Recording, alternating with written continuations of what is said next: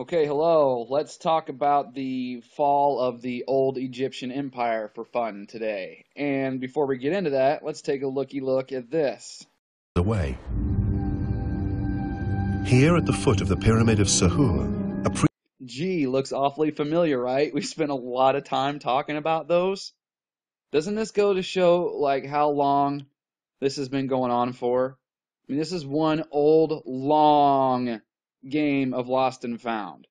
So now that we've established that, let's talk about the old Egyptian empire, the one they don't know how it fell. How the old empire fell. The end of the old kingdom ended in chaos. Nothing certain is known about what happened.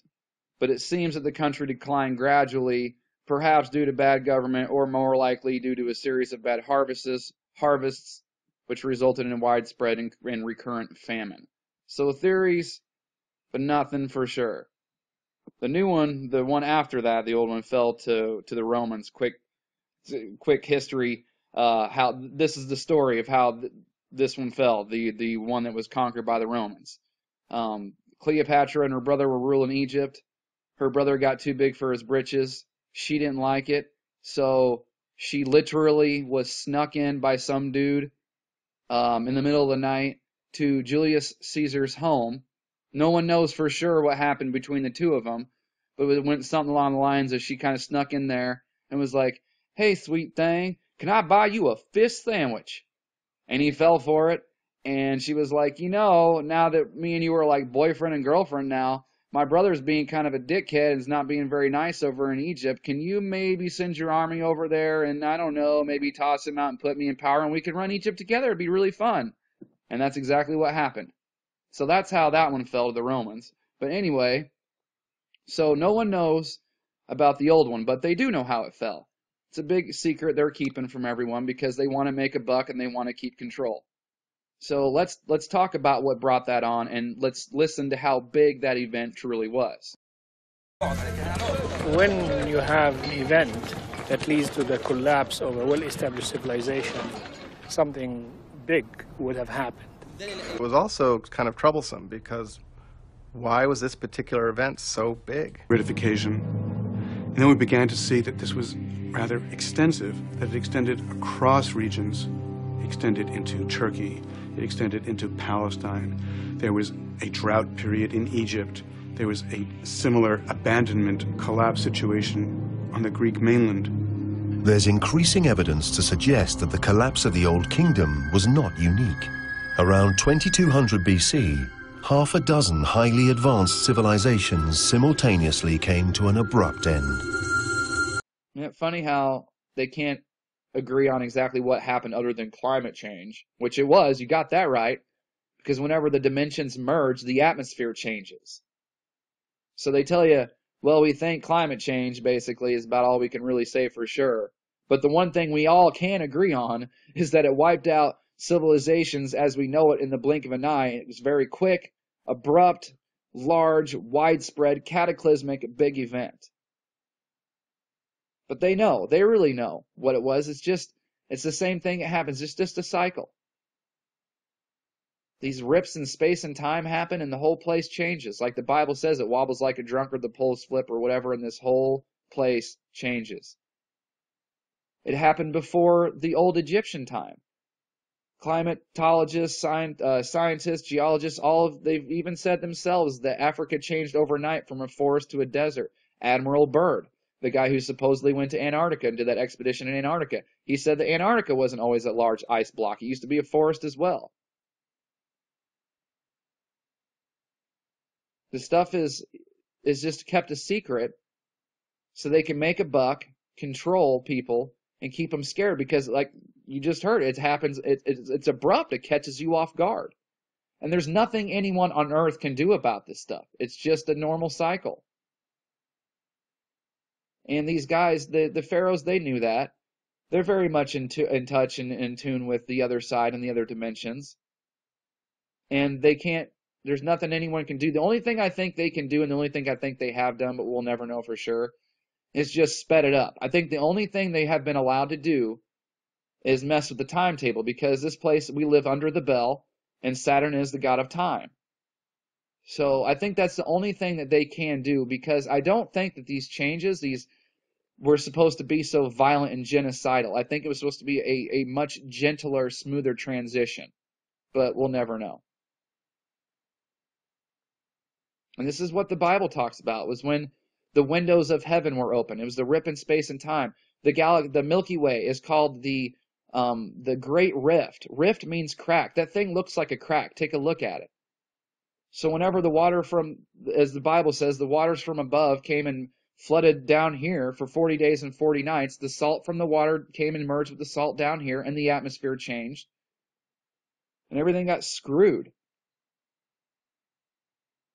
And so that's what I think. I mean, whenever they give you the 666 hand sign, that means that there's a bunch of different meanings.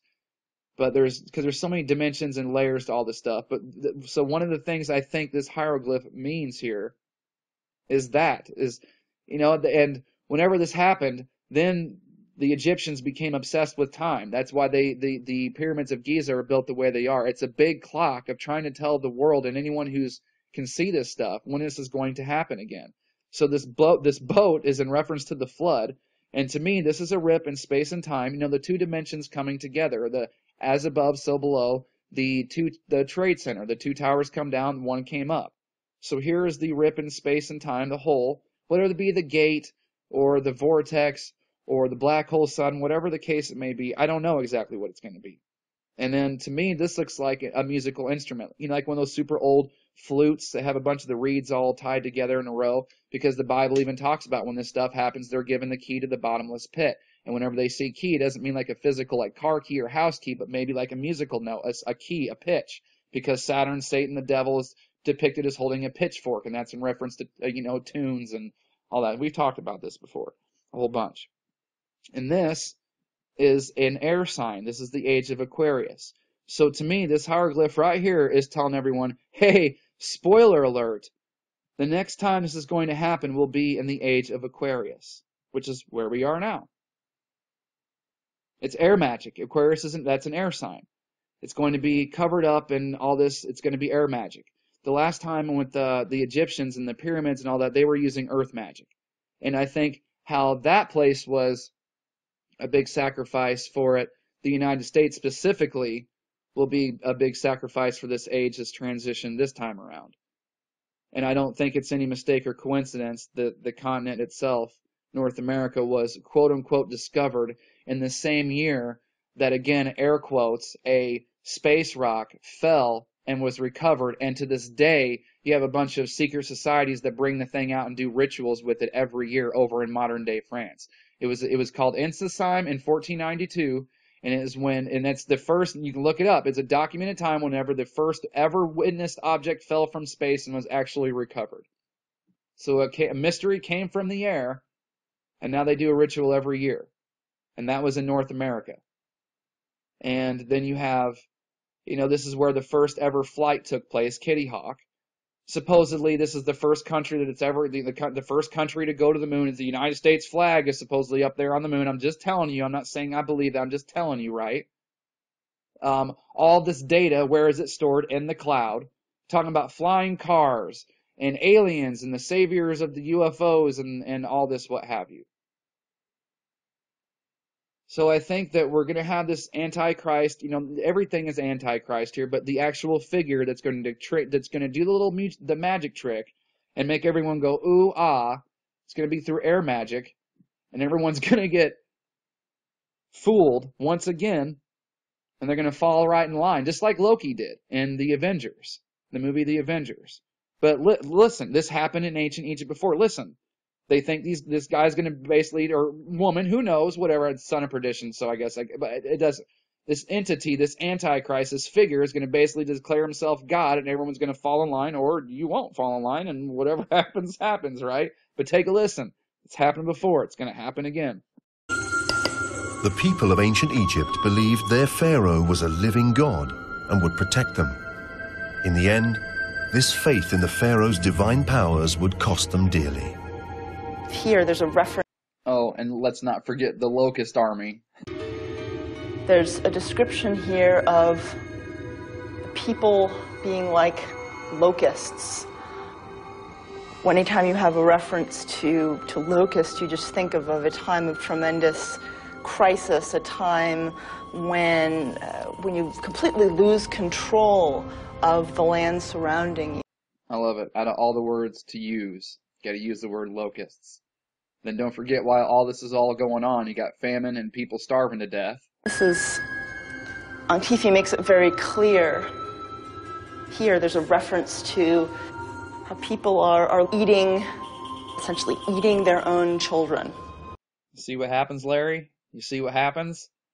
That's what happens when you're unprepared and your way of life changes overnight, because then you don't know how to feed yourself or your family. And that's when you get a lot of people who will start doing just about anything. That's how you get a lot of followers. And, the rulers, they know this. It sucks, but it's true. But yeah, I just wanted to share all that. Thought it was pretty interesting stuff. And it doesn't matter where you go, what corner of this reality you go, what country, what side, what civilization. Every one of them, whether it's etched in stone, written in a hieroglyph, or written on a custom tree somewhere, they all talk about this event or events like it. And supposedly this next one's going to happen in the age of Aquarius, which is upon us now. We shall see. Thanks to everybody for watching. Big thank you to my subscribers out there. Oh, and I almost forgot, because I was telling you how they were using earth magic back then to build the pyramids and what have you, right? They just do this for yourself. You just take a look, like go to like Google image search and just type in like Egyptian sarcophagus or ancient Egyptian burial chamber. You'll see all the little cute scribblies and lines and pictures and characters. That's magic. That's all that is. Those are literally known as ancient burial spells. Check out the Book of the Dead. Just give it a look. I'll just take a look right here anyway.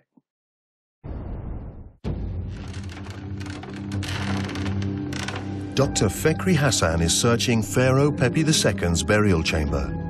He hopes to find clues as to why the ancient kingdom of Egypt suddenly collapsed.